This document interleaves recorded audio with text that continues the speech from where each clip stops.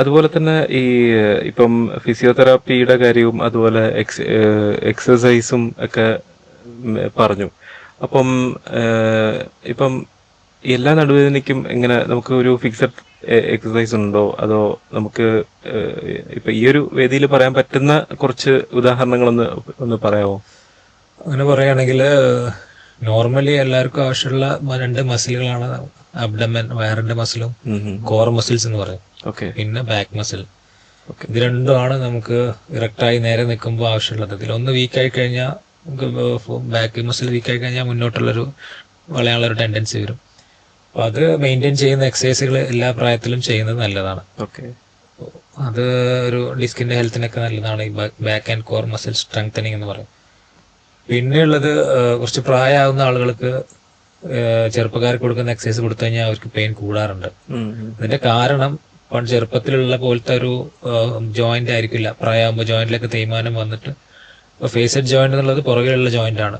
അപ്പൊ അതിൽ തേയ്മാനം വരുമ്പോൾ നമുക്ക് അധികം നടു നിവർത്താൻ പറ്റില്ല. നിർത്തുമ്പോൾ വേദന കൂടും, കുനിയുമ്പോൾ വേദന കുറയും. അപ്പൊ അങ്ങനെയുള്ള ആളുകൾക്ക് കുനിഞ്ഞിരിക്കുന്നതായിരിക്കും കുറച്ചുകൂടെ പെയിൻ റിലീഫ് ഉണ്ടാക്കുന്നത്. ഓരോ പ്രായത്തിനും ഡിഫറെന്റ് ആണ്. ബട്ട് ആസ് കോമൺ ഇത് പറയുകയാണെങ്കിൽ നോർമൽ ആളുകൾക്ക് ഈ രണ്ട് എക്സസൈസുകൾ, അതായത് അബ്ഡമൻ വയറിന്റെ മസിൽ ബിൽഡ് ചെയ്യാനുള്ള എക്സസൈസുകൾ, ബാക്ക് മസിൽ സ്ട്രെങ്തൻ ചെയ്യാനുള്ള എക്സസൈസുകൾ ചെയ്തു കഴിഞ്ഞാൽ ഒരു പരിധി വരെ ഡിസ്കിലോട്ടുള്ള പ്രഷർ കുറയും. പിന്നീട് നമ്മൾ ബാക്കിയുള്ള മസിൽസിന്റെ ഓരോ മസിലിനും ഓരോ റേഞ്ച് ഓഫ് മൂവ്മെന്റ് എന്ന് പറയും. അതിനെ സ്ട്രെച്ചിങ് കാര്യങ്ങൾ ചെയ്തിട്ട് ഫ്രീ ആക്കി കൊടുക്കുക, റിലാക്സ് ആക്കി കൊടുക്കുക എന്നുള്ളതാണ് കുറച്ചുകൂടി പറയാവുന്നത്. ഒരു സിംഗിൾ എക്സസൈസ് പറഞ്ഞു കൊടുക്കാൻ പറ്റില്ല, ആളുകളുടെ കണ്ടീഷനൊക്കെ നോക്കിയിട്ട്. അപ്പൊ അത് ഒരു പ്രതിവിധി ഉണ്ട് എന്നുള്ള അല്ലേ?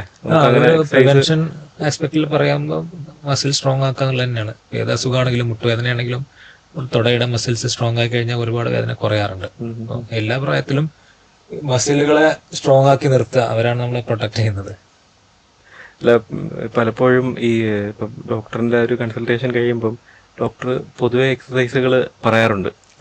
പക്ഷെ ആൾക്കാർക്ക് മരുന്ന് കഴിക്കാനാണ് കൂടുതൽ ഇഷ്ടമെന്ന് ആയിട്ടാണ് കാണപ്പെടാറുള്ളത്.